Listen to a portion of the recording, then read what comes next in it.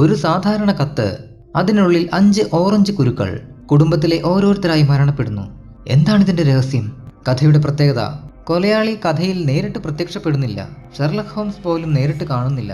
എന്നാൽ ഏറ്റവും വലിയ ശിക്ഷ തന്നെ ലഭിക്കുകയും ചെയ്യുന്നു. ഒരു പ്രശ്നം എന്താണെന്ന് വെച്ചാൽ, ഈ കേസിന് മറ്റൊരു പ്രത്യേകത കൂടിയുണ്ട്. പക്ഷേ ആസ്വാദനത്തെ ബാധിക്കും എന്നുള്ളത് കൊണ്ട് അതിപ്പോൾ പറയാൻ പറ്റില്ല. ഹോംസിന്റെ ചില കഥകളുടെ പ്രത്യേകതകളെ പറ്റി ഒരു ഷോർട്ട് വീഡിയോയിൽ പറയാം. ജോൺ ഓപ്പൺഷായുടെ ആ വിചിത്രമായ കേസ് ഇങ്ങനെയാണ്. നിങ്ങൾ തെക്ക് പടിഞ്ഞാറ് നിന്നാണ് വരുന്നത് അല്ലേ? നിങ്ങളുടെ പാദരക്ഷയിൽ കാണുന്ന ചെളിയും കുമ്മായവും അത് വ്യക്തമാക്കുന്നുണ്ട്. ഷെർലക് ഹോംസ് ചോദിച്ചു. അതെ, ഹോർഷാമിൽ നിന്ന്. കയറി വന്നയാൾ ചെറുപ്പമായിരുന്നു. കാഴ്ചയിൽ ഏതാണ്ട് 22 വയസ്സ് തോന്നിക്കും. ആ വിളക്കിന്റെ വെളിച്ചത്തിൽ അയാൾ ആകാംക്ഷയോടെ ചുറ്റും നോക്കി. സ്വർണ്ണ കണ്ണട കണ്ണിൽ ഉയർത്തി വെച്ചുകൊണ്ട് അയാൾ പറഞ്ഞു, ഞാൻ തടസ്സപ്പെടുത്തുകയല്ലെന്ന് വിചാരിക്കുന്നു. ഞാനൊരു ഉപദേശത്തിന് വന്നതാണ്. ഓ, അത് എളുപ്പം കിട്ടും. പിന്നെ സഹായവും. അതത്ര എളുപ്പമല്ല. മിസ്റ്റർ ഹോംസ്, ഞാൻ അങ്ങയെക്കുറിച്ച് കേട്ടിട്ടുണ്ട്. മേജർ പ്രെൻഡർഗാസ്റ്റ് എന്നോട് പറഞ്ഞിട്ടുണ്ട്. താങ്കൾക്ക് എന്തും പരിഹരിക്കാനാവുമെന്ന് അദ്ദേഹം പറഞ്ഞു. അയ്യോ, അത് അതിശയോക്തിയാണ്. താങ്കളെ ഇന്ന് വരെ ആരും തോൽപ്പിച്ചിട്ടില്ലെന്നും അദ്ദേഹം പറഞ്ഞു. സുഹൃത്തെ, 4 തവണ എന്നെ തോൽപ്പിച്ചിട്ടുണ്ട്. 3 തവണ ആണുങ്ങളും 1 തവണ ഒരു പെണ്ണും. പക്ഷേ താങ്കളുടെ വിജയങ്ങളുമായി നോക്കുമ്പോൾ അതെത്ര നിസ്സാരം. പൊതുവെ ഞാൻ ജയിക്കുമായിരുന്നു എന്നത് സത്യമാണ്. എങ്കിൽ താങ്കൾ എൻ്റെ കാര്യത്തിലും ജയിക്കും. ആ കസേര നിങ്ങൾ നെരിപ്പോടിനരികിലേക്ക് നീക്കിയിടൂ. എന്നിട്ട് കേസിന്റെ വിശദ വിവരങ്ങൾ പറയൂ. ആ ചെറുപ്പക്കാരൻ കസേര നീക്കിയിട്ടു. പിന്നെ നനഞ്ഞ കാലുകൾ നെരിപ്പോടിനടുത്തേക്ക് നീട്ടി. എന്നിട്ട് പറഞ്ഞു തുടങ്ങി, മിസ്റ്റർ ഹോംസ്, എൻ്റെ പേര് ജോൺ ഓപ്പൺഷാ എന്നാണ്. എന്നാൽ എൻ്റെ സ്വന്തം കാര്യങ്ങൾക്ക് ഈ ഭയങ്കര കാര്യവുമായി ബന്ധമില്ലെന്നാണ് എനിക്ക് തോന്നുന്നത്. ഇത് പരമ്പരാഗതമായ കാര്യമാണ്. വസ്തുതകളെക്കുറിച്ചൊരു ധാരണ നൽകാനായി ഞാൻ ഇതിൻ്റെ ആരംഭം മുതൽക്കേ പറഞ്ഞു തുടങ്ങാം. എൻ്റെ അപ്പൂപ്പന് 2 ആൺമക്കളുണ്ടായിരുന്നു. എൻ്റെ വല്യച്ഛൻ ഏലിയാസും അച്ഛൻ ജോസഫും. അച്ഛന് കവൻട്രിയിൽ ചെറിയൊരു ഫാക്ടറി ഉണ്ടായിരുന്നു. സൈക്കിൾ കണ്ടുപിടിച്ച കാലത്ത് അദ്ദേഹം അത് വിപുലീകരിച്ചു. ബിസിനസ് വിജയപ്രദമാകിയാൽ അത് നല്ല വിലയ്ക്ക് വിറ്റിട്ട് നല്ല സമ്പത്തുമായി വിശ്രമിക്കാൻ അച്ഛന് കഴിഞ്ഞു. എൻ്റെ വല്യച്ഛൻ ഏലിയാസ് അമേരിക്കയിലേക്ക് കുടിയേറി ചെറുപ്പത്തിൽ തന്നെ ഫ്ലോറിഡയിലെ ഒരു തോട്ടമുടമയായി. യുദ്ധകാലത്ത് ജാക്സന്റെ പട്ടാളത്തിൽ പൊരുതി. അവിടെ അദ്ദേഹം കേണലായിരുന്നു. ലീ തന്റെ ആയുധങ്ങൾ അടിയറ വെച്ചപ്പോൾ വല്യച്ഛൻ തോട്ടത്തിലേക്ക് മടങ്ങി. 3-4 വർഷം അവിടെ കഴിഞ്ഞു. ഏതാണ്ട് 1869-70 കാലത്ത് അദ്ദേഹം യൂറോപ്പിലേക്ക് പോന്നു. ഹോർഷാമിനടുത്ത് ഒരു എസ്റ്റേറ്റ് വാങ്ങി. അമേരിക്കയിൽ അദ്ദേഹം കാര്യമായ സമ്പത്തുണ്ടാക്കിയിരുന്നു. നീഗ്രോകളോടുള്ള വെറുപ്പും അവർക്ക് വോട്ടവകാശം അനുവദിച്ച റിപ്പബ്ലിക്കൻ നയവുമാണ് അദ്ദേഹം അവിടം വിട്ടു പോകാൻ കാരണം. അദ്ദേഹം ഒരു വിചിത്ര മനുഷ്യനായിരുന്നു. കൂട്ടുകാരായി ആരുമില്ല. സ്വന്തം സഹോദരനോട് പോലും അങ്ങനെയായിരുന്നു. അദ്ദേഹം ആദ്യം എന്നെ ഗൗനിച്ചിരുന്നില്ല. പിന്നെ എന്നിൽ കൗതുകമുണ്ടായി. വല്യച്ഛൻ എന്നെ ആദ്യം കാണുമ്പോൾ 12 വയസ്സോ മറ്റോ ഉള്ള പയ്യനായിരുന്നു ഞാൻ. അത് 1878-ലാണ്. അദ്ദേഹം ഇംഗ്ലണ്ടിൽ എത്തിയിട്ട് ഒരു 8-9 കൊല്ലം കഴിഞ്ഞ് എന്നെ തൻ്റെ കൂടെ താമസിപ്പിക്കണമെന്ന് അദ്ദേഹം അച്ഛനോട് അപേക്ഷിച്ചു. എന്നോട് വലിയ സ്നേഹമായിരുന്നു താനും. ജോലിക്കാരോടും കച്ചവടക്കാരോടും ഇടപെടാൻ എന്നെ നിയോഗിച്ചിരുന്നു. അതിനാൽ എനിക്ക് 16 വയസ്സായപ്പോഴേക്കും ഞാൻ ആ വീട്ടിലെ യജമാനനായി. സ്വന്തമായി അദ്ദേഹത്തിന് ഒരു മുറി ഉണ്ടായിരുന്നു. പല സാധനങ്ങളും കൂട്ടിയിട്ടിരുന്ന ഒരു മുറി. അത് സദാ പൂട്ടിയിരിക്കും. ഞാനോ മറ്റാരെങ്കിലുമോ അതിൽ കയറാൻ ഒരിക്കലും അദ്ദേഹം സമ്മതിച്ചിരുന്നില്ല. ഒരു ബാലന്റെ ജിജ്ഞാസയോടെ ഞാൻ ആ താക്കോൽ പഴുതിലൂടെ ഒളിഞ്ഞു നോക്കുമായിരുന്നു. എന്നാൽ കുറെ പഴയ പെട്ടികളും കെട്ടുകളുമല്ലാതെ കൂടുതലൊന്നും കാണാൻ എനിക്ക് കഴിഞ്ഞില്ല. ഒരു ദിവസം 1883 മാർച്ചിലായിരുന്നു അത്. വല്യച്ഛന്റെ തീൻമേശയുടെ മേൽ വിദേശ സ്റ്റാമ്പ് കൊണ്ടുള്ള ഒരു കത്ത് കിടക്കുന്നു. കത്തുകൾ കിട്ടുന്നത് അദ്ദേഹത്തെ സംബന്ധിച്ചിടത്തോളം പുതുമയുള്ള കാര്യമായിരുന്നു. അദ്ദേഹത്തിന് സ്നേഹിതന്മാരാരുമില്ലായിരുന്നു. ഇന്ത്യയിൽ നിന്നുള്ള കത്തായിരുന്നു അത്. അത് കയ്യിലെടുത്തുകൊണ്ട് അദ്ദേഹം പറഞ്ഞു, പോണ്ടിച്ചേരിയിലെ തപാൽ മുദ്രയാണല്ലോ, ഇതെന്തായിരിക്കാം? പെട്ടെന്ന് അത് തുറന്നപ്പോൾ അതിൽ നിന്നും 5 ഉണങ്ങിയ ഓറഞ്ച് കുരുക്കൾ പുറത്തു ചാടി. അത് പ്ലേറ്റുകളിൽ ചിതറി വീണു. ഇത് കണ്ട് ഞാൻ ചിരിക്കാൻ തുടങ്ങി. പക്ഷെ അദ്ദേഹത്തിന്റെ മുഖം കണ്ടപ്പോൾ ആ ചിരി മാഞ്ഞുപോയി. അദ്ദേഹത്തിന്റെ ചുണ്ട് പിളർന്നു, കണ്ണുകൾ തള്ളി, തൊലി വിളറി. വിറയ്ക്കുന്ന കയ്യിൽ പിടിച്ചിരുന്ന ആ കവറിലേക്ക് തുറിച്ചു നോക്കി. കെ കെ കെ എന്ന് ആക്രോശിച്ചു. പിന്നെ, എന്റെ ദൈവമേ, എന്റെ പാപങ്ങൾ എന്നെ കീഴടക്കിയിരിക്കുന്നല്ലോ. അതെന്താണ് വല്യച്ഛ? മരണം. അതെ, മരണം എന്നു പറഞ്ഞ് എഴുന്നേറ്റ് അദ്ദേഹം മുറിയിലേക്ക് പോയി. ഞാൻ ഭയന്ന് വിറച്ചു. ഞാൻ ആ കവർ എടുത്ത് നോക്കി. അകത്തെ കടലാസിൽ ചുവന്ന മഷിയിൽ കെ എന്ന അക്ഷരം 3 തവണ ആവർത്തിച്ചിരുന്നു. ഉണങ്ങിയ ആ ഓറഞ്ച് കുരുക്കളല്ലാതെ അതിലൊന്നുമില്ലായിരുന്നു. ആകെ കീഴ്പ്പെടുന്ന ഈ ഭീതിയുടെ കാരണം എന്താണ്? ഞാൻ തീൻമേശ വിട്ട് കോണിപ്പടികൾ കയറുമ്പോൾ തുരുമ്പിച്ച പഴയ കുറെ താക്കോലുമായി അദ്ദേഹം ഇറങ്ങി വരുന്നത് കണ്ടു. അത് ആ മുകളിലത്തെ മുറിയുടേതാവാം. ഒരു കയ്യിൽ അതും ചെറിയ ഒരു ചതുര പിച്ചള പെട്ടി മറ്റേ കയ്യിലുമുണ്ടായിരുന്നു. അവർക്കിഷ്ടമുള്ളത് ചെയ്യട്ടെ, പക്ഷേ ഞാൻ അവരെ പൂട്ടും, അദ്ദേഹം പ്രതിജ്ഞ പോലെ പറഞ്ഞു. ജോൺ, ഇന്ന് എന്റെ മുറിയിൽ നെരിപ്പോട് വേണമെന്ന് മേരിയോട് പറയൂ. എന്നിട്ട് ഹോർഷാമിലെ വക്കീൽ മിസ്റ്റർ ഫോർദാമിനെ വിളിപ്പിക്കൂ. അദ്ദേഹം ആജ്ഞാപിച്ചതുപോലെ ഞാൻ ചെയ്തു. വക്കീൽ വന്നപ്പോൾ എന്നോട് മുറിയിൽ നിന്നും പോയിക്കൊള്ളാൻ പറഞ്ഞു. തീ നന്നായി കത്തുന്നുണ്ടായിരുന്നു. അടുപ്പിൽ കടലാസുകൾ കത്തിച്ച പോലെ കറുത്ത ചാരം കണ്ടു. അതിനരികിൽ പിച്ചള പെട്ടി തുറന്ന് ഒഴിഞ്ഞു കിടന്നു. ആ പെട്ടിയിൽ നോക്കിയ ഞാൻ ഒരു കാര്യം കണ്ട് അത്ഭുതപ്പെട്ടു. രാവിലത്തെ കവറിൽ ഞാൻ വായിച്ചതുപോലെ കെ എന്ന് അതിന്റെ അടപ്പിൽ 3 പ്രാവശ്യം അച്ചടിച്ചിരുന്നു. ജോൺ, നീ എന്റെ മരണപത്രത്തിന് സാക്ഷിയാവണമെന്ന് ഞാൻ ആഗ്രഹിക്കുന്നു. എല്ലാ ലാഭനഷ്ടങ്ങളോടും കൂടി എന്റെ എസ്റ്റേറ്റ് ഞാൻ എന്റെ സഹോദരനായ നിന്റെ അച്ഛന് നൽകുന്നു. ഒരിക്കൽ അത് നിനക്ക് ലഭിക്കുമെന്നതിൽ സംശയമില്ല. സമാധാനത്തോടെ നിനക്ക് അനുഭവിക്കാൻ കഴിഞ്ഞാൽ നല്ലതു തന്നെ. അതിന് സാധിക്കില്ലെന്ന് കണ്ടാൽ അത് നിന്റെ ആജന്മ ശത്രുവിന് നൽകൂ. ഇങ്ങനത്തെ ഒരു ഇരുതല മൂർച്ചയുള്ള വസ്തു നിനക്ക് തരുന്നതിൽ എനിക്ക് സങ്കടമുണ്ട്. പക്ഷേ എന്തെല്ലാം സംഭവങ്ങളാണ് ഉണ്ടാവാൻ പോകുന്നതെന്ന് എനിക്ക് പറയാൻ വയ്യ. നീ മിസ്റ്റർ ഫോർദാം കാണിക്കുന്ന കടലാസിൽ ദയവായി ഒപ്പിടൂ. പറഞ്ഞതുപോലെ ഞാൻ ഒപ്പിട്ടു. വക്കീൽ അത് കൊണ്ടുപോയി. ആ വിചിത്ര സംഭവം താങ്കൾക്ക് ഊഹിക്കാവുന്നതുപോലെ എന്റെ മനസ്സിൽ അഗാധമായ ചലനമുണ്ടാക്കി. ഞാൻ അതേക്കുറിച്ച് തിരിച്ചും മറിച്ചും ആലോചിച്ചു. ഒരു തുമ്പും കിട്ടിയില്ല. എത്ര ചിന്തിച്ചിട്ടും അത് അവശേഷിപ്പിച്ച അവ്യക്തമായ ഭയം തട്ടിമാറ്റാൻ സാധിച്ചില്ല. ആഴ്ചകൾ കഴിഞ്ഞതോടെ ആ അനുഭൂതിയുടെ തീക്ഷണത കുറഞ്ഞു വന്നു. ഞങ്ങളുടെ ദൈനംദിന ജീവിതത്തെ ബാധിക്കത്തക്കവണ്ണം ഒന്നും തന്നെ ഉണ്ടായതുമില്ല. എങ്കിലും എന്റെ വല്യച്ഛനിൽ ഒരു മാറ്റം എനിക്ക് കാണാൻ കഴിഞ്ഞു. അദ്ദേഹം കൂടുതൽ മദ്യപിച്ചു. അധിക സമയവും അകത്തുനിന്നും പൂട്ടിയ മുറിയിൽ കഴിച്ചുകൂട്ടും. ചിലപ്പോൾ ഒരുതരം ഉന്മാദമായ ആവേശത്തോടെ കയ്യിൽ ഒരു കൈത്തോക്കോടെ പൂന്തോട്ടത്തിലേക്ക് ഓടും. ഒരുത്തനെയും തനിക്ക് പേടിയില്ലെന്നും മനുഷ്യനോ ചെകുത്താനോ ആർക്കും തന്നെ കൂട്ടിലടയ്ക്കാനാവില്ലെന്നും ആക്രോശിക്കും. ശരി, ഞാൻ കാര്യം പറഞ്ഞ് അവസാനിപ്പിക്കട്ടെ ഹോംസ്. നിങ്ങളുടെ ക്ഷമ പരീക്ഷിക്കരുതല്ലോ. അദ്ദേഹം മദ്യപിച്ച് ഉന്മത്തനായി ഒരു രാത്രി പുറത്തേക്ക് പോയി. പക്ഷെ മടങ്ങി വന്നില്ല. അന്വേഷിച്ചു പോയപ്പോൾ തോട്ടത്തിന് താഴെ ചെളിവെള്ളം കലങ്ങിയ ഒരു കൊച്ചു കുളത്തിൽ മുഖം നിലത്തമർന്ന നിലയിൽ കിടക്കുന്നത് കണ്ടു. ഏറ്റുമുട്ടലിന്റെ സൂചനയൊന്നും ഉണ്ടായിരുന്നില്ല. വെള്ളത്തിന് 2 അടി ആഴമേ ഉണ്ടായിരുന്നുള്ളൂ. അതിനാൽ അദ്ദേഹത്തിന്റെ പ്രസിദ്ധമായ കിറുക്കു പരിഗണിച്ച് ആത്മഹത്യയാണെന്ന് ജൂറി വിധി എഴുതി. അങ്ങനെ ഭൂസ്വത്ത് എന്റെ അച്ഛന്റെ കൈവശമായി. പുറമെ ബാങ്കിൽ അദ്ദേഹത്തിന്റെ കണക്കിലുണ്ടായിരുന്ന ഏതാണ്ട് 14,000 പവനും. മിസ്റ്റർ ജോൺ, ഒരു നിമിഷം. എഴുത്ത് നിങ്ങളുടെ വല്യച്ഛന് കിട്ടിയ തീയതിയും അദ്ദേഹം ആത്മഹത്യ ചെയ്തെന്ന് പറയുന്ന തീയതിയും ഒന്ന് പറയൂ. കത്ത് വന്നത് 1883 മാർച്ച് 10-ന്. 7 ആഴ്ച കഴിഞ്ഞാണ് മരണം. മെയ് 2-ാം തീയതി രാത്രി. ശരി, തുടരൂ. അങ്ങനെ എന്റെ അച്ഛൻ ഹോർഷാം വസ്തു ഏറ്റെടുത്തു. എപ്പോഴും പൂട്ടിയിട്ടിരുന്ന മുകളിലത്തെ മുറി എന്റെ അഭ്യർത്ഥന അനുസരിച്ച് അച്ഛൻ തുറന്ന് ശ്രദ്ധയോടെ പരിശോധിച്ചു. ആ പിച്ചള പെട്ടി ഞങ്ങൾ അവിടെ കണ്ടു. അതിന്റെ ഉള്ളടക്കം നശിപ്പിക്കപ്പെട്ടിരുന്നുവെങ്കിലും മൂടിയുടെ അകത്ത് കെ കെ കെ എന്നെഴുതിയ കടലാസ് കുറിപ്പ് പതിച്ചിരുന്നു. അതിന് താഴെ കത്തുകൾ, ഓർമ്മക്കുറിപ്പുകൾ, രസീതുകൾ, കണക്ക് പുസ്തകങ്ങൾ. വല്യച്ഛൻ നശിപ്പിച്ച കടലാസുകൾ ഇത്തരത്തിൽപ്പെട്ടവയായിരുന്നുവെന്ന് ഞാൻ ഊഹിക്കുന്നു. വളരെ പ്രധാനപ്പെട്ട മറ്റൊന്നും ആ മുറിയിൽ ഉണ്ടായിരുന്നില്ല. അമേരിക്കയിൽ വല്യച്ഛന്റെ ജീവിതത്തെ സംബന്ധിച്ച കുറെ ചിന്നിച്ചിതറിയ കടലാസുകളും നോട്ട് പുസ്തകങ്ങളും ഉണ്ടായിരുന്നു. അവയിൽ ചിലത് യുദ്ധകാലത്തേതായിരുന്നു. തന്റെ ചുമതല അദ്ദേഹം നന്നായി ചെയ്തുവെന്നും മറ്റുള്ളവ തെക്കൻ നാടുകളുടെ പുനർനിർമ്മാണത്തെപ്പറ്റി സംബന്ധിച്ചവയായിരുന്നു. അധികവും രാഷ്ട്രീയവുമായി ബന്ധപ്പെട്ടവ. കാരണം വടക്കൻ നാടുകളിൽ നിന്നും അയക്കപ്പെട്ട ചില രാഷ്ട്രീയക്കാരെ എതിർക്കുന്നതിൽ അദ്ദേഹം ശക്തമായ പങ്കുവഹിച്ചിരുന്നു. 84-ന്റെ ആരംഭമായിരുന്നു. എന്റെ അച്ഛൻ ഹോർഷാമിൽ താമസിക്കാൻ വന്നു. പുതുവർഷ പിറവിയുടെ 4-ാം ദിവസം ഞങ്ങൾ പ്രഭാത ഭക്ഷണത്തിന് ഒരുമിച്ചിരിക്കവേ എന്റെ അച്ഛൻ അത്ഭുതത്തോടെ നിലവിളിക്കുന്നത് ഞാൻ കേട്ടു. അദ്ദേഹം ഒരു കവർ തുറന്നു പിടിച്ചിരുന്നു. നീട്ടിപ്പിടിച്ച മറ്റേ ഉള്ളം കൈയിൽ ഉണങ്ങിയ 5 ഓറഞ്ച് കുരുക്കളും.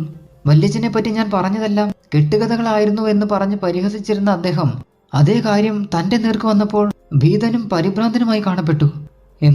എന്താണ് ഇതിന്റെ അർത്ഥം ജോൺ? അദ്ദേഹം തിരക്കി. എന്റെ ഹൃദയം ഉറഞ്ഞു പോയിരുന്നു. അത് കെ കെ കെ എന്നാണ്. അദ്ദേഹം കവറിന്റെ ഉൾവശം നോക്കി. അങ്ങനെ തന്നെ, അതേ അക്ഷരങ്ങൾ. കടലാസുകൾ സൂര്യഘടികാരത്തിന് മേൽ വയ്ക്കൂ. ഏതു കടലാസുകൾ? എന്ത് സൂര്യഘടികാരം? നമ്മുടെ തോട്ടത്തിലെ സൂര്യഘടികാരമായിരിക്കും. വല്യച്ഛൻ നശിപ്പിച്ച കടലാസുകളുടെ കാര്യമാവും. ജോൺ, നാം സംസ്കാരമുള്ള നാട്ടിലാണ്. ഇങ്ങനത്തെ പങ്കത്വം നമുക്ക് പറ്റില്ല. എവിടെ നിന്നാണ് ആ സാധനം വന്നത്? ഡണ്ടിയിൽ നിന്നാണ്. തപാൽ മുദ്ര നോക്കി ഞാൻ പറഞ്ഞു. കുറെ ശുദ്ധ പങ്കത്വങ്ങൾ. സൂര്യഘടികാരവും കടലാസും കൊണ്ട് എനിക്കെന്ത് ചെയ്യാനാണ്? ഞാൻ ഇത്തരം വിഡ്ഢിത്തങ്ങളൊന്നും ശ്രദ്ധിക്കുകയില്ല. നമുക്കിത് പോലീസിനോട് സംസാരിക്കണം. എന്തിനെ? ആളുകൾ എന്നെ കളിയാക്കി ചിരിക്കാനോ? ഇങ്ങനത്തെ അസംബന്ധങ്ങളെക്കുറിച്ച് ഒച്ചപ്പാടുണ്ടാക്കണ്ട. അച്ഛനോട് വാദിക്കാൻ ശ്രമിക്കുന്നത് വെറുതെ ആയിരുന്നു. നിർബന്ധ ബുദ്ധിക്കാരനാണ് അദ്ദേഹം. എങ്കിലും ആശങ്ക നിറഞ്ഞ ഹൃദയവുമായി ഞാൻ കറങ്ങി നടന്നു. കത്ത് വന്നതിന്റെ 3-ാം ദിവസം പഴയ സുഹൃത്തായ മേജർ ഫ്രീ ബോയിയെ കാണാൻ അച്ഛൻ പോയി. അദ്ദേഹം പോകുന്നതിൽ എനിക്ക് സന്തോഷമായിരുന്നു. കാരണം വീട്ടിൽ നിന്ന് അകന്നു നിൽക്കുമ്പോൾ അപകടത്തിൽ നിന്നും അകലെയായിരിക്കുമെന്ന് എനിക്ക് തോന്നി. എന്നാൽ എനിക്ക് തെറ്റുപറ്റി. അദ്ദേഹം പോയതിന്റെ 2-ാം ദിവസം ഉടൻ ചെല്ലണമെന്ന് പറഞ്ഞ് എനിക്ക് മേജറിൽ നിന്നും ഒരു കമ്പി സന്ദേശം കിട്ടി. ആ പ്രദേശങ്ങളിൽ ധാരാളമായുള്ള അഗാധങ്ങളായ ചുണ്ണാമ്പ് ഖനികളിൽ ഒന്നിൽ അച്ഛൻ വീണ് തല പൊട്ടിച്ചിതറി ബോധമില്ലാതെ കിടക്കുകയാണത്രേ. ഞാൻ ഓടിച്ചെന്നു. ബോധം തെളിയുന്നതിന് മുൻപ് അദ്ദേഹം മരിച്ചു. ആ പ്രദേശം അപരിചിതമായിരുന്നതിനാലും ചുണ്ണാമ്പ് കുഴിക്ക് വേലിയില്ലാതിരുന്നതിനാലും ന്യായാധിപന് അപകടമരണമാണ് അതെന്ന് വിധി എഴുതാൻ യാതൊരു സന്ദേഹവും ഉണ്ടായില്ല. അദ്ദേഹത്തിന്റെ മരണവുമായി ബന്ധപ്പെട്ട ഓരോ വസ്തുതയും സൂക്ഷ്മമായി പരിശോധിച്ചു നോക്കിയപ്പോൾ അത് കൊലപാതകമാണെന്ന് പറയത്തക്കവണ്ണം ഒന്നും എനിക്കും കിട്ടിയില്ല. അക്രമത്തിന്റെ ലക്ഷണങ്ങളോ കാൽപ്പാടുകളോ പിടിച്ചുപറിയുടെ ലക്ഷണമോ ഒന്നും കാണാനില്ലായിരുന്നു. അപരിചിതരെ റോഡിൽ കണ്ടിരുന്നില്ല. എങ്കിലും എന്റെ മനസ്സ് അസ്വസ്ഥമായിരുന്നു.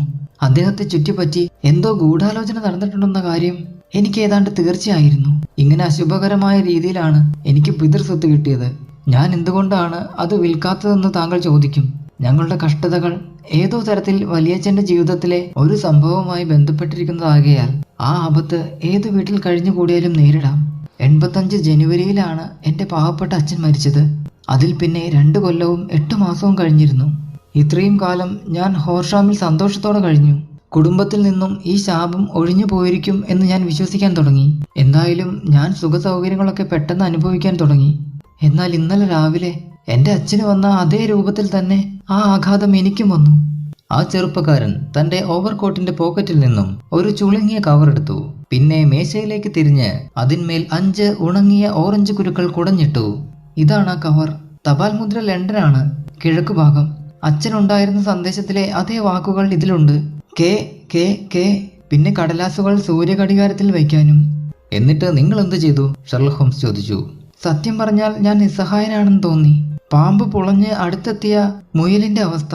ഒരു ദീർഘവീക്ഷണത്തിനും മുൻകരുതലിനും എന്നെ രക്ഷിക്കാനാവില്ല. മിസ്റ്റർ ജോൺ, നിങ്ങൾ പ്രവർത്തിക്കണം മനുഷ്യ, അല്ലെങ്കിൽ നിങ്ങൾ തകർന്നു. ചുറുചുറുക്കിനല്ലാതെ മറ്റൊന്നിനും നിങ്ങളെ രക്ഷിക്കാനാവില്ല. നിരാശപ്പെടാനുള്ള സമയമല്ലിത്. ശരിയാണ് ഹോംസ്, ഞാൻ പോലീസിനെ കണ്ടിരുന്നു. പക്ഷെ അവരെന്റെ കഥ കേട്ട് ചിരിച്ചതേയുള്ളൂ. ആ കത്തുകളെല്ലാം വെറും തമാശയാണെന്നാണ് ആ ഇൻസ്പെക്ടറുടെ അഭിപ്രായം.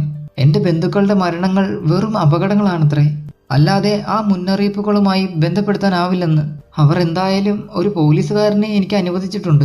അയാൾ എന്റെ കൂടെ വീട്ടിൽ നിൽക്കും. അയാൾ നിങ്ങളുടെ കൂടെ വന്നിട്ടുണ്ടോ? ഇല്ല, വീട്ടിൽ നിൽക്കാനാണ് അയാൾക്കുള്ള കൽപ്പന. നിങ്ങൾ എന്തുകൊണ്ട് ഉടനെ വന്നില്ല? എനിക്കറിയാമായിരുന്നില്ല. ഇന്നു മാത്രമാണ് ഞാൻ മേജർ പ്രിൻഡർഗാസ്റ്റുമായി എന്റെ കുഴപ്പങ്ങളെക്കുറിച്ച് സംസാരിച്ചത്. അദ്ദേഹമാണ് നിങ്ങളുടെ അടുത്ത് വരാൻ എന്നെ ഉപദേശിച്ചത്. നിങ്ങൾക്ക് കത്ത് കിട്ടിയിട്ട് സത്യത്തിൽ 2 ദിവസമായി. ഇതിനു മുൻപ് തന്നെ നാം പ്രവർത്തിക്കണമായിരുന്നു. നിങ്ങൾക്കിതിൽ ഞങ്ങളുടെ മുന്നിൽ വെച്ചതല്ലാതെ കൂടുതൽ തെളിവുകളൊന്നുമില്ലെന്ന് ഞാൻ വിശ്വസിക്കുന്നു. അതോ ഞങ്ങളെ സഹായിക്കുന്ന തരം എന്തെങ്കിലും സൂചനകളോ വിവരങ്ങളോ ഉണ്ടോ? ആ, ഒരു കാര്യമുണ്ട്. എന്റെ അമ്മാവൻ കടലാസുകൾ കത്തിച്ചപ്പോൾ ചാരത്തിനിടയ്ക്ക് കിടന്ന കത്താണിത്. അവയുടെ മാർജിൻ ഈ നീല നിറത്തിലായിരുന്നു. ഈ ഒറ്റ കടലാസ് അദ്ദേഹത്തിന്റെ മുറിയുടെ തറയിൽ കണ്ടതാണ്. മറ്റുള്ളവയിൽ നിന്നും ഒരു പക്ഷേ ഇത് പറന്നു മാറിയതാവാം. ഓറഞ്ച് കുരുവിന്റെ പരാമർശത്തിനപ്പുറം നമ്മെ സഹായിക്കുന്ന ഒന്നും അതിൽ ഞാൻ കാണുന്നില്ല. ഏതോ സ്വകാര്യ ഡയറിയിലെ ഒരു പേജാണെന്ന് എനിക്ക് തോന്നുന്നു. എഴുത്ത് എന്റെ അമ്മാവിൻ്റെതാണെന്നതിൽ സംശയമില്ല. ഹോംസ് വിളക്ക് മാറ്റിവെച്ചു. ഹോംസും വാട്സണും ആ കടലാസിലേക്ക് കുനിഞ്ഞു നോക്കി. അരികു കണ്ടാലറിയാം ഒരു ബുക്കിൽ നിന്നും കീറിയെടുത്ത കടലാസാണെന്ന്. മാർച്ച് 1869 എന്ന് അതിന്റെ തലക്കൽ എഴുതിയിരിക്കുന്നു. അതിനടിയിൽ താഴെ പറയുന്ന ദുർഗ്രഹമായ കുറിപ്പുകളും. 4-ന് ഹഡ്സൺ വന്നു, പഴയ അതേ പ്ലാറ്റ്ഫോം. 7-ന് ഓറഞ്ച് കുരുക്കൾ മെക്കാളെ, പാരമർ, സെന്റ് അഗസ്റ്റിനിലെ സ്വൈൻ എന്നിവർക്ക് അയച്ചു. 9-ന് മെക്കാളയെ ശരിയാക്കി. 10-ന് ജോൺ സ്വൈനെ ശരിയാക്കി. 12-ന് പാരമോൾ സന്ദർശിച്ചു. കൊള്ളാം മിസ്റ്റർ ജോൺ, ഇനി നിങ്ങൾ ഒരു കാരണവശാലും ഒരു നിമിഷം പോലും കളയരുത്. നിങ്ങൾ പറഞ്ഞ കാര്യത്തെക്കുറിച്ച് ചർച്ച ചെയ്യാൻ കൂടി നമുക്ക് സമയം കളയാനില്ല. നിങ്ങൾ ഉടനെ തന്നെ വീട്ടിലെത്തി പ്രവർത്തിക്കൂ. ഞാൻ എന്ത് ചെയ്യണം ഹോംസ്? ഒന്നേ ചെയ്യാനുള്ളൂ, അതുടനെ ചെയ്യണം. ഞങ്ങളെ കാണിച്ച ആ കടലാസ് കഷ്ണം നിങ്ങൾ വിവരിച്ച ആ പിച്ചള പെട്ടിയിലിടണം. മറ്റു കടലാസുകളെല്ലാം വലിയച്ഛൻ കത്തിച്ചു കളഞ്ഞെന്ന് ഒരു കുറിപ്പും എഴുതിയിടണം. അതുമാത്രമേ അവശേഷിച്ചിട്ടുള്ളൂ എന്ന് വ്യക്തമാക്കണം. അവർക്ക് വിശ്വാസം വരത്തക്കവണ്ണം നിങ്ങളുടെ വാക്കുകൾ ശക്തമായിരിക്കണം. ഇത് ചെയ്തിട്ട് ആ പെട്ടി സൂര്യഘടികാരത്തിന് മുകളിൽ വയ്ക്കണം. മനസ്സിലായോ? പ്രതികാരത്തെക്കുറിച്ച് നിങ്ങൾ ചിന്തിക്കരുത്. നമുക്കിത് നിയമം മൂലം നേരിടാനാകുമെന്ന് ഞാൻ വിചാരിക്കുന്നു. ആദ്യത്തെ പരിഗണന നിങ്ങളെ ഭീഷണിപ്പെടുത്തി നിൽക്കുന്ന അപകടം അകറ്റുക എന്നതാണ്. രണ്ടാമത്തേത് ഈ നിഗൂഢതയുടെ കുരുക്കഴിക്കുക എന്നതും കുറ്റവാളികളെ ശിക്ഷിക്കുക എന്നതുമാണ്. നന്ദി ഹോംസ്, നിങ്ങൾ എനിക്ക് പുതുജീവനും ആശയും തന്നു. തീർച്ചയായും താങ്കൾ പറഞ്ഞതുപോലെ ചെയ്യാം. ആ ചെറുപ്പക്കാരൻ ഓവർകോട്ട് വലിച്ചെടുത്ത് എഴുന്നേറ്റു. ഒരു നിമിഷം കളയരുത്. അതിനൊക്കെ ഉപരി ഇതിനിടെ നിങ്ങളെക്കുറിച്ച് തന്നെ സൂക്ഷിച്ചു കൊള്ളണം. കാരണം വളരെ ആസന്നമായ അപകടം നിങ്ങളെ ഭീഷണിപ്പെടുത്തിക്കൊണ്ടിരിക്കുന്നതിൽ സംശയമില്ല. നിങ്ങൾ എങ്ങനെ തിരിച്ചു പോകുന്നു? വാട്ടർലൂവിൽ നിന്നും തീവണ്ടിയിൽ. 9 ആയിട്ടില്ല. വഴിയിൽ ആൾത്തിരക്ക് കാണും. അതിനാൽ നിങ്ങൾ സുരക്ഷിതനായിരിക്കുമെന്ന് ഞാൻ വിശ്വസിക്കുന്നു. എങ്കിലും നിങ്ങൾക്ക് പൂർണ്ണമായും സുരക്ഷിതനാവാൻ പറ്റില്ല. ഞാൻ ആയുധം എടുത്തിട്ടുണ്ടോ ഹോംസ്? അത് കൊള്ളാം. നാളെ ഞാൻ നിങ്ങളുടെ കേസ് ഏറ്റെടുക്കും. നന്ദി ഹോംസ്. എങ്കിൽ നമുക്ക് ഹോർഷാമിൽ വെച്ച് കാണാം. വേണ്ട, നിങ്ങളുടെ രഹസ്യം ലണ്ടനിലാണ് കിടക്കുന്നത്. അതുകൊണ്ട് അവിടെയാണ് ഞാൻ അന്വേഷിക്കേണ്ടത്. എങ്കിലും വളരെ ശ്രദ്ധിക്കണം. നിങ്ങൾക്ക് സ്വയം തികച്ചും സുരക്ഷിതനാവാൻ പറ്റില്ല. ആ കടലാസുകളെക്കുറിച്ചും പെട്ടിയെക്കുറിച്ചുമുള്ള വിവരങ്ങളുമായി 1-2 ദിവസത്തിനകം ഞാൻ താങ്കളെ വന്ന് കണ്ടുകൊള്ളാം. അവർക്ക് കൈ കൊടുത്ത ശേഷം അയാൾ യാത്ര പറഞ്ഞു പോയി. പുറത്ത് കാറ്റ് അപ്പോഴും വീശുന്നുണ്ടായിരുന്നു. നിശബ്ദനായി തല മുന്നോട്ട് കുനിച്ച് കണ്ണുകൾ തീയുടെ തിളക്കത്തിൽ നട്ട് ഷെർലക് ഹോംസ് കുറെ നേരം ഇരുന്നു. വാട്സൺ, നമുക്ക് കിട്ടിയ മറ്റെല്ലാ കേസുകളെക്കാളും വിചിത്രമാണിത്. എങ്കിൽ അവ എന്താണ്? ആരാണ് ഈ കെ? അയാൾ എന്തിനാണ് ഈ ദുഃഖിത കുടുംബത്തെ പിന്തുടരുന്നത്? വാട്സൺ ഇന്ദ്രിയബോധം കൊണ്ട് ഒരു ഉത്തരം കണ്ടെത്തി. എല്ലാവരെയും അത്ഭുതപ്പെടുത്തിക്കൊണ്ട് പ്രശ്നങ്ങൾ പഠനമുറിയിൽ പരിഹരിക്കപ്പെട്ടേക്കാം. ഇന്ന് രാത്രി നമ്മുടെ മുന്നിൽ വെച്ചിരിക്കുന്ന തരം ഒരു കേസിൽ നാം തീർച്ചയായും എല്ലാ വിവരങ്ങളും ശേഖരിക്കണം. കേണൽ ഓപ്പൻഷായ്ക്ക് അമേരിക്ക വിട്ടുപോകാൻ ശക്തമായ ചില കാരണങ്ങളുണ്ടായിരുന്നു എന്ന അനുമാനത്തോടെ തന്നെ ആദ്യം ആരംഭിക്കാം. അയാളുടെ പ്രായത്തിലുള്ള ആളുകൾ ആരും തങ്ങളുടെ ശീലങ്ങൾക്ക് പെട്ടെന്ന് മാറ്റം വരുത്തുകയില്ല. ഫ്ലോറിഡയിലെ സുഖപ്രദമായ കാലാവസ്ഥ ഉപേക്ഷിച്ച് ഇംഗ്ലണ്ടിലെ ഒരു പ്രാദേശിക നഗരത്തിലെ ഏകാന്ത ജീവിതത്തിന് മുതിരുകയില്ല. ഏകാന്തതയോടുള്ള അദ്ദേഹത്തിന്റെ അതിരുകടന്ന അഭിനിവേശം സൂചിപ്പിക്കുന്നത് ആരെയോ അല്ലെങ്കിൽ എന്തിനെയോ അദ്ദേഹം ഭയന്നിരുന്നു എന്നാണ്. എന്തിനെയാണ് അദ്ദേഹം ഭയപ്പെട്ടിരുന്നതെന്ന് അനുമാനിക്കാൻ ആ ഭീഷണി കത്തുകൾ പരിശോധിച്ചതിനു ശേഷമേ സാധ്യമാകൂ. വാട്സൺ, നിങ്ങൾ ആ കത്തുകളിലെ തപാൽ മുദ്ര നോക്കിയോ?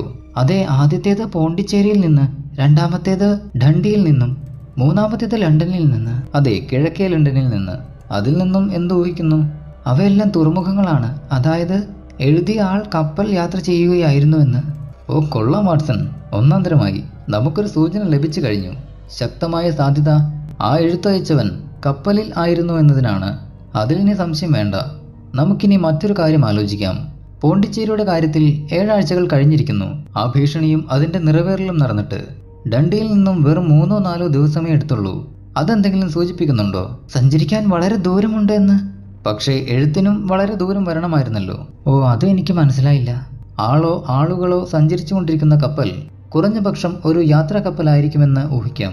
അവരുടെ വിചിത്രമായ മുന്നറിയിപ്പ് അല്ലെങ്കിൽ സൂചന അവരുടെ ദൗത്യം തുടങ്ങുന്നതിന് മുൻപ് തന്നെ എപ്പോഴും അയക്കാറുണ്ടെന്ന് തോന്നുന്നു. ഡണ്ടിയിൽ നിന്നും സൂചന ലഭിച്ചു കഴിഞ്ഞ് എത്ര പെട്ടെന്ന് കാര്യം നടക്കുന്നുവെന്ന് നോക്കൂ. അവർ പോണ്ടിച്ചേരിയിൽ നിന്നും കപ്പലിലാണ് വന്നിരുന്നതെങ്കിൽ അവരുടെ കത്തിനൊപ്പം അവരും വരുമായിരുന്നു. പക്ഷേ സത്യത്തിൽ 7 ആഴ്ചകൾ കടന്നുപോയി. ആ 7 ആഴ്ചകൾ കത്ത് കൊണ്ടുവന്നിരുന്ന മെയിൽ ബോട്ടും അവർ സഞ്ചരിക്കുന്ന കപ്പലും തമ്മിലുള്ള വേഗവ്യത്യാസമാണ് കാണിക്കുന്നത് എന്ന് ഞാൻ കരുതുന്നു. അതിന് സാധ്യതയുണ്ട്. അതെ, അത് സംഭവ്യമാണ്. ഈ കേസിന്റെ മാരകമായ വേഗം നിങ്ങൾക്ക് മനസ്സിലായോ? എന്തുകൊണ്ടാണ് ചെറുപ്പക്കാരനായ ഓപ്പൺഷായോട് സൂക്ഷിക്കണമെന്ന് ഞാൻ പറഞ്ഞതെന്നും? കത്തയച്ചവർക്ക് യാത്ര ചെയ്യാനുള്ള ദൂരമനുസരിച്ചാണ് കൊലപാതകം നടക്കുക. യാത്രയുടെ ഒടുവിൽ ഇത്തവണ ലണ്ടനിൽ നിന്നാണ് കത്ത് എന്ന് ഓർക്കുക. അതിനാൽ നമുക്ക് താമസിക്കാനും കാത്തിരിക്കാനും സമയമില്ല. ഓ എന്റെ ദൈവമേ, അപ്പോൾ ആ ക്രൂരമായ കൊലയുടെ അർത്ഥം എന്താണ്? ഓപ്പൺഷാ കൊണ്ടു നടന്ന കടലാസുകൾ വളരെ പ്രധാനപ്പെട്ടവയാണ്. ആ കപ്പലിൽ യാത്ര ചെയ്തിരുന്ന ആളിനോ ആളുകൾക്കോ ഉറച്ച തീരുമാനവും ശേഷിയുമുള്ള ഒന്നിലേറെ ആൾക്കാർ ഇതിന് പിന്നിൽ ഉണ്ടായിരിക്കാം. ആ കടലാസുകൾ കയ്യിലുള്ള ആളെയാണ് അവർ ഉദ്ദേശിക്കുന്നതും. അങ്ങനെയെങ്കിൽ കെ എന്നുള്ളത് വ്യക്തിയുടേതല്ല, ഒരു സംഘടനയുടെ മുദ്രയാണെന്ന് കരുതാം. പക്ഷെ എന്ത് സംഘടന? വാട്സൺ, നിങ്ങൾ ഒരിക്കലും കേട്ടിരിക്കാനിടയില്ല. കൂ ക്ലക്സ് ക്ലാൻ എന്ന്. തോക്കിന്റെ കാഞ്ചു വലിക്കുന്ന ശബ്ദത്തിന്റെ സാദൃശ്യത്തിൽ നിന്നും ഉണ്ടായ ഒരു ഭാവനാ നാമം. ആഭ്യന്തര കലഹത്തിന് ശേഷം തെക്കൻ സംസ്ഥാനങ്ങളിൽ കുറെ സഖ്യകക്ഷികളിൽപ്പെട്ട പട്ടാളക്കാർ ചേർന്ന് ഉണ്ടാക്കിയ ഭീകര സംഘടനയാണിത്. രാഷ്ട്രീയ കാര്യങ്ങൾക്കായി അതിന്റെ ശക്തി ഉപയോഗിച്ചു. പ്രധാനമായും നീഗ്രോ വോട്ടർമാരെ ഭീഷണിപ്പെടുത്താൻ, തങ്ങളുടെ കാഴ്ചപ്പാടിനെ എതിർക്കുന്നവരെ കൊല ചെയ്യാനോ അവരെ രാജ്യത്തിൽ നിന്ന് ഓടിക്കാനോ ശ്രമിച്ചു. ഒരുവനോട് വിരോധം വന്നാൽ വിചിത്രമായ രീതിയിലാണ് അവർ അത് തീർക്കുന്നത്. തങ്ങൾ ഉദ്ദേശിച്ച മനുഷ്യന് വിചിത്രമായ എന്നാൽ പൊതുവായി അംഗീകരിച്ച രൂപത്തിലുള്ള അടയാളങ്ങളോട് കൂടിയ ഒരു മുന്നറിയിപ്പ് നൽകും. മുന്നറിയിപ്പ് ചില സമയങ്ങളിൽ ഓറഞ്ച് കുരുക്കളായിരിക്കാം, അല്ലെങ്കിൽ ഓക്കുമരത്തിന്റെ ഇലകളാവാം. അതു കിട്ടിക്കഴിഞ്ഞാൽ ഇര ഒന്നുകിൽ തന്റെ പൂർവ്വകാല ചെയ്തികളിൽ നിന്നും പരസ്യമായി പിൻവാങ്ങണം, അല്ലെങ്കിൽ രാജ്യത്തു നിന്നും രക്ഷപ്പെടണം. അയാൾ തന്റെ അടുത്തോട് ചേർത്ത് നിന്നാൽ മരണം നിശ്ചയമായും അയാൾക്കുണ്ടാവും. സാധാരണ പ്രവചിക്കാനാവാത്ത വിധം വിചിത്രവും വൈവിധ്യമാർന്നതുമായിരിക്കും അത്. ഒടുവിൽ 1869-ൽ ആ പ്രസ്ഥാനം പെട്ടെന്ന് തകർന്നു. എങ്കിലും അവിടെവിടെയായി ഒറ്റതിരിഞ്ഞ പ്രവർത്തനങ്ങൾ നടന്നതായി തെളിവുണ്ട്. അമേരിക്കയിൽ നിന്നും നമ്മുടെ കക്ഷിയുടെ വല്യച്ഛൻ ഏലിയാസ് ഓപ്പൻഷാ അവരുടെ കടലാസുകളുമായി അപ്രത്യക്ഷനായതും ഈ സംഘടന പെട്ടെന്ന് തകർന്നതും ഒരേ കാലത്താണെന്ന് നിങ്ങൾക്ക് കാണാം. അതിന് കാരണവും കാണും, അതിന്റെ ഫലവും. അദ്ദേഹത്തിന്റെയും കുടുംബത്തിന്റെയും പിന്നാലെ ചില നിരീക്ഷണ ശക്തികൾ ഉള്ളതിൽ ഒട്ടും അത്ഭുതമില്ല. അദ്ദേഹത്തിന്റെ രജിസ്റ്ററിലും ഡയറിയിലും തെക്കൻ നാടുകളിലെ ചില പ്രമുഖരെക്കുറിച്ച് സൂചിപ്പിക്കുന്നുണ്ടെന്നും കാണാം. അതിനാൽ ഈ കടലാസുകൾ തിരികെ കിട്ടാത്തിടത്തോളം കാലം അവർക്കാർക്കും ഒരുപോലെ കണ്ണടയ്ക്കാനൊക്കില്ല. എങ്കിൽ നാം കണ്ട ആ പേജ് നമുക്ക് പ്രതീക്ഷിക്കാവുന്നത് തന്നെ. എന്റെ ഓർമ്മ ശരിയാണെങ്കിൽ അതിൽ പറയുന്നത് ഓറഞ്ച് കുരുക്കൾ ABC എന്നിവർക്ക് അയച്ചു എന്നാണ്. അതായത് സംഘടന മുന്നറിയിപ്പ് അവർക്ക് അയച്ചു എന്നർത്ഥം. പിന്നെ തുടർച്ചയായി കൂട്ടിച്ചേർക്കലുകളുണ്ട്. Aയും Bയും ശരിയായി, അല്ലെങ്കിൽ രാജ്യം വിട്ടു. ഒടുവിൽ Cയെ സന്ദർശിച്ചു, ഒരു ദുഷ്ടഫലം ഉളവാക്കത്തക്കവണ്ണം. അതിനാൽ ഞാൻ പറഞ്ഞത് ചെയ്യുക എന്ന ഒറ്റ ഭാഗ്യ പരീക്ഷണമേ നമ്മുടെ കക്ഷി ഓപ്പൺഷായ്ക്ക് ഇപ്പോഴുള്ളൂ. വാട്സൺ, ആ വയലിൻ ഒന്നെടുത്തു തരൂ. മോശമായ കാലാവസ്ഥയെയും അതിനേക്കാൾ മോശമായ നമ്മുടെ സഹജീവികളെയും നമുക്ക് മറക്കാൻ ശ്രമിക്കാം. നേരം വെളുത്തപ്പോൾ എല്ലാം ശാന്തമായി. മഹത്തായ പട്ടണത്തിന് മീതെ സൂര്യൻ നേരിയ പ്രകാശം ചൊരിഞ്ഞു. വാട്സൺ, ഓപ്പൺഷായുടെ കേസന്വേഷണം കാരണം എനിക്കിന്ന് തിരക്കേറിയ ദിവസമായിരിക്കും. താങ്കൾ എന്തൊക്കെ ചെയ്യും? അതെന്റെ ആദ്യത്തെ അന്വേഷണ ഫലങ്ങളെ ആശ്രയിച്ചിരിക്കും. അത് കഴിയുമ്പോൾ എനിക്ക് ഹോർഷാമിലേക്ക് പോകേണ്ടി വരും. താങ്കൾ ആദ്യം അവിടേക്ക് പോകുന്നില്ലേ? ഇല്ല, ഞാൻ പട്ടണത്തിലൂടെ വരാം. വാട്സൺ, താങ്കൾ ജോലിക്കാരിയോട് കാപ്പി കൊണ്ടുവരാൻ പറയൂ. അപ്പോഴാണ് മേശമേൽ നിവർത്താതെ കിടന്ന പത്രമെടുത്ത് വാട്സൺ വെറുതെ കണ്ണോടിച്ചത്. ഹൃദയത്തിൽ തണുപ്പുറഞ്ഞു കയറത്തക്ക വണ്ണം ഒരു തലക്കെട്ട് കണ്ടു. അതിൽ വാട്സന്റെ കണ്ണുകൾ തറച്ചു നിന്നു. ഹോംസ്! വാട്സൺ അലറി. നിങ്ങൾ വളരെ താമസിച്ചു പോയി ഹോംസ്. ദാ ഇത് നോക്കൂ, അത് സംഭവിച്ചു കഴിഞ്ഞു. ഓ ഛേ, ഞാനത് ഭയന്നു. അതങ്ങനെ തന്നെ നടന്നു. ആ പത്രവാർത്ത ഇങ്ങനെയായിരുന്നു: വാട്ടർലൂ പാലത്തിനടുത്ത ദുരന്തം. കഴിഞ്ഞ രാത്രി 9-നും 10-നും ഇടയ്ക്ക് H ഡിവിഷനിലെ പോലീസുകാരൻ കുക്ക് വാട്ടർലൂ പാലത്തിനടുത്ത് ഡ്യൂട്ടിയിലായിരുന്നു. അപ്പോൾ വെള്ളത്തിൽ എന്തോ തെറിച്ചു വീഴുന്നതും തുടർന്ന് സഹായത്തിന് അപേക്ഷിക്കുന്നതുമായ ഒരുവന്റെ കരച്ചിൽ കേട്ടു. കൊടുങ്കാറ്റും കനത്ത മഴയും ഉണ്ടായിരുന്നതിനാൽ രക്ഷപ്പെടുത്താൻ വളരെ ബുദ്ധിമുട്ടായി. നാവിക പോലീസിന്റെ സഹായത്തോടെ ശരീരം അവസാനം കണ്ടെടുത്തു. അതൊരു ചെറുപ്പക്കാരൻ്റെതായിരുന്നു. അയാളുടെ പോക്കറ്റിൽ കിടന്ന ഒരു കവറിൽ നിന്നും പേര് ജോൺ ഓപ്പൺഷാ എന്നാണെന്നും വാസം ഹോർഷാമിനടുത്താണെന്നും അറിയാനൊത്തു. വാട്ടർലൂ സ്റ്റേഷനിൽ നിന്നും അവസാനത്തെ തീവണ്ടിയിൽ കയറാൻ അയാൾ ധൃതിയിൽ പോവുകയായിരുന്നുവെന്ന് ഊഹിക്കപ്പെടുന്നു. കനത്ത ഇരുട്ടും അയാളുടെ പരിഭ്രമവും കാരണം വഴിതെറ്റി ചെറുബോട്ടുകൾ കടക്കാനുള്ള തടിപ്പാലത്തിൽ കയറി താഴെ വീണതാണെന്ന് കരുതപ്പെടുന്നു. ശരീരത്തിൽ ആക്രമണത്തിന്റെ പാടുകളൊന്നുമില്ല. മരണപ്പെട്ടയാൾ ദൗർഭാഗ്യകരമായ ഒരു അപകടത്തിന്റെ ഇരയാണെന്നതിൽ സംശയമില്ല. ഈ സംഭവം നദീതീരത്തേക്ക് ഇറങ്ങാനുള്ള സൗകര്യത്തിന്റെ അപാകതകളിലേക്ക് അധികൃതരുടെ ശ്രദ്ധ പതിപ്പിക്കേണ്ട ആവശ്യകത വിളിച്ചോതുന്നു. അവർ കുറെ നേരം നിശബ്ദരായിരുന്നു. ഹോംസ് മുൻപൊരിക്കലും കാണാത്ത വിധം നിരാശനും അസ്വസ്ഥനുമായിരുന്നു. വാട്സൺ, ഇതെന്റെ അഭിമാനത്തെ വ്രണപ്പെടുത്തുന്നു. അല്പത്വമാണെന്നറിയാം, എങ്കിലും ഇതെന്റെ അഭിമാനത്തിന് ക്ഷതമേൽപ്പിച്ചിരിക്കുന്നു. ഇപ്പോൾ ഇതെന്റെ വ്യക്തിപരമായ കാര്യമായി മാറിയിരിക്കുന്നു. ദൈവം എനിക്ക് ആരോഗ്യം തരുമെങ്കിൽ ഈ സംഘത്തിന്റെ മേൽ ഞാൻ കൈവയ്ക്കും. എന്റെ അടുത്തേക്ക് സഹായത്തിന് വന്ന അയാളെ ഞാൻ മരണത്തിലേക്ക് തള്ളിവിട്ടു. കസേരയിൽ നിന്നും ചാടി എഴുന്നേറ്റ് അദ്ദേഹം നിയന്ത്രണാതീതമായ ക്ഷോഭത്തോടെ മുറിയിൽ അങ്ങോട്ടും ഇങ്ങോട്ടും നടന്നു. വിളറിയ കവിൾത്തടങ്ങളിൽ തുടുപ്പ് കയറി. അവർ സൂത്രശാലികളായ ചെകുത്താന്മാരായിരിക്കണം. അയാളെ അവരങ്ങനെ തട്ടിയെടുത്തിരിക്കാം. ഈ നീണ്ട ഓട്ടത്തിൽ ആര് ജയിക്കുമെന്ന് നമുക്ക് നോക്കാം. വാട്സൺ, ഞാനിപ്പോൾ പുറത്തു പോകുന്നു. പോലീസിലേക്കാണോ? അല്ല, ഞാൻ തന്നെയാവാം എന്റെ പോലീസ്. അന്ന് പകൽ മുഴുവൻ വാട്സൺ തന്റെ തൊഴിൽപരമായ കൃത്യങ്ങളിൽ മുഴുകിയിരുന്നു. ബേക്കർ സ്ട്രീറ്റിൽ മടങ്ങിയെത്തിയത് വളരെ വൈകിയാണ്. ഷെർലക് ഹോംസ് അപ്പോഴും എത്തിയിരുന്നില്ല. ഏതാണ്ട് 10 മണിയായപ്പോഴേക്കും വിളറി ക്ഷീണിച്ച് അദ്ദേഹം വന്നു കയറി. ഹോംസ്, നിങ്ങൾ നന്നായി ക്ഷീണിച്ചിരിക്കുന്നു. വിശപ്പുണ്ടാകും. അതെ വാട്സൺ, എനിക്കതേക്കുറിച്ച് ചിന്തിക്കാൻ സമയമില്ലായിരുന്നു. എന്നിട്ട് നിങ്ങൾ വിജയിച്ചുവോ? നിങ്ങൾക്ക് തുമ്പ് കിട്ടിയോ? വാട്സൺ, അവരെ ഞാൻ എൻ്റെ കൈക്കുള്ളിലാക്കി. അവരുടെ ട്രേഡ് മാർക്ക് തന്നെ നമുക്ക് അവരുടെ മേൽ പ്രയോഗിക്കാം. നിങ്ങൾ എന്താണ് പറയുന്നത്? അദ്ദേഹം അലമാരയിൽ നിന്നും ഒരു ഓറഞ്ച് എടുത്തു. കഷ്ണങ്ങളായി അത് മുറിച്ചിട്ട് അതിന്റെ കുരുക്കൾ മേശമേലിട്ടു. അതിൽ നിന്നും 5 എണ്ണം എടുത്തു. എന്നിട്ട് അവ ഒരു കൂടിനുള്ളിലാക്കി. കവറിന്റെ പുറത്ത് അദ്ദേഹം എഴുതി JCക്ക് വേണ്ടി HJ. പിന്നെ അദ്ദേഹം അതൊട്ടിച്ച് മേൽവിലാസം എഴുതി: captain James Calhoun, bark Lone Star, Savannah Georgia. അയാൾ ആ തുറമുഖത്തെത്തുമ്പോൾ അതിവിടെ അയാളെ കാത്തു കിടക്കും. അത് അയാൾക്ക് ഉറങ്ങാനാവാത്ത രാത്രികൾ നൽകും. അയാൾക്ക് മുൻപ് ഓപ്പൺ സ്ട്രൈക്ക് സംഭവിച്ചതുപോലെ അത് അയാളുടെയും വിധിയുടെ മുന്നോടിയായി തീരും. ആരാണ് ഈ ക്യാപ്റ്റൻ കാൾഹോൺ? ഈ സംഘത്തിന്റെ തലവൻ. എനിക്ക് മറ്റുള്ളവരെയും കിട്ടും, എങ്കിലും ആദ്യം ഇവൻ തന്നെയാകട്ടെ. അപ്പോൾ നിങ്ങൾ അതെങ്ങനെ കണ്ടുപിടിച്ചു? നീണ്ട ഒരു കടലാസ് കഷ്ണം ഹോംസ് പോക്കറ്റിൽ നിന്നെടുത്തു. അതിൽ നിറയെ പേരുകളും തീയതികളും മാത്രമായിരുന്നു. ഞാൻ ഇന്നത്തെ ദിവസം മുഴുവൻ ചിലവാക്കിയത് ലോയിഡിന്റെ രജിസ്റ്ററുകളിലും ഫയലുകളിലും പഴങ്കടലാസുകളിലുമാണ്. 1883 ജനുവരി ഫെബ്രുവരി കാലങ്ങളിൽ പോണ്ടിച്ചേരിയിൽ അടുത്തു പോയിട്ടുള്ള കപ്പലുകളെ പറ്റിയുള്ള വിവരങ്ങൾ കണ്ടുപിടിച്ചു. ഈ മാസങ്ങളിൽ 36 കപ്പലുകൾ അവിടെ അടുത്തതായിട്ടാണ് രേഖകളിൽ കാണിക്കുന്നത്. അവയിൽ ലോൺ സ്റ്റാർ എന്ന കപ്പൽ പെട്ടെന്ന് എന്റെ ശ്രദ്ധ പിടിച്ചുപറ്റി. കാരണം ആ കപ്പൽ ലണ്ടനിൽ നിന്നാണ് ഇറക്കിയതെന്ന് കാണുന്നുണ്ടെങ്കിലും പേര് അമേരിക്കയിലെ ഒരു സ്ഥലത്തിൻ്റെതാണ്, ടെക്സാസ്. പിന്നെ ഞാൻ ഡണ്ടി രേഖകൾ പരിശോധിച്ചു. 1885 ജനുവരിയിൽ ലോൺ സ്റ്റാർ അവിടെ എത്തിയിരുന്നുവെന്ന് ഞാൻ കണ്ടു. അപ്പോഴെന്റെ സംശയം ഉറച്ചു. തുറമുഖത്ത് കിടന്ന കപ്പലുകളെക്കുറിച്ച് ഞാൻ തിരക്കി. ഈ ലോൺ സ്റ്റാർ കപ്പൽ കഴിഞ്ഞ ആഴ്ചയിലാണ് അവിടെ എത്തിയത്. സാവന്നയിലേക്ക് പോകാനായി അത് ഇന്ന് രാവിലെ തിരിച്ചതായി ഞാൻ അറിഞ്ഞു. ഞാൻ ഗ്രേവ് സെന്ററിലേക്ക് കമ്പിയടിച്ചു. കുറെ നേരത്തെ കപ്പൽ അവിടം കടന്നുപോയെന്നറിഞ്ഞു. കാറ്റ് കിഴക്കോട്ടായതിനാൽ അത് ഗുഡ് വിൻസ് കഴിഞ്ഞിരിക്കും, എങ്കിലും വൈറ്റ് ദ്വീപ് കഴിഞ്ഞ അധികമായിരിക്കില്ല. എന്നിട്ട് താങ്കൾ എന്ത് ചെയ്യും? ഓ, എന്റെ പിടി അവന്റെ മേലിലാണ്. ഞാൻ അറിഞ്ഞിടത്തോളം അവനും 2 കൂട്ടുകാരുമാണ് ആ കപ്പലിലുള്ള അമേരിക്കക്കാർ. മറ്റുള്ളവർ ഫിൻലൻഡുകാരും ജർമ്മൻകാരുമാണ്. കഴിഞ്ഞ രാത്രിയിൽ 3 പേരും കപ്പലിൽ നിന്നും ഇറങ്ങിയിരുന്നുവെന്ന് എനിക്ക് അറിയാൻ കഴിഞ്ഞു. അങ്ങനെ അവർ ഓപ്പൺ ഷായെ വകവരുത്തി തിരിച്ചുപോയി. അവരുടെ കപ്പലിൽ സാധനങ്ങൾ കയറ്റിയിരുന്ന ഒരാളിൽ നിന്നാണ് ഞാനിതറിഞ്ഞത്. അവരുടെ കപ്പൽ സാവനയിലെത്തുമ്പോഴേക്കും മെയിൻ ഹോട്ട് ഈ കത്തും കൊണ്ട് അവിടെ എത്തും.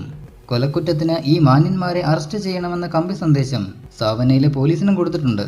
പോലീസിന്റെ പിടിയിലേക്കാണ് അവർ ഇനി കപ്പൽ ഓടിക്കുന്നത്. അങ്ങനെ ഹോംസ് തന്റെ പ്രതികാരം നിറവേറ്റി. കേസിന്റെ അവസാനം എന്ത് സംഭവിച്ചെന്ന് നോക്കാം.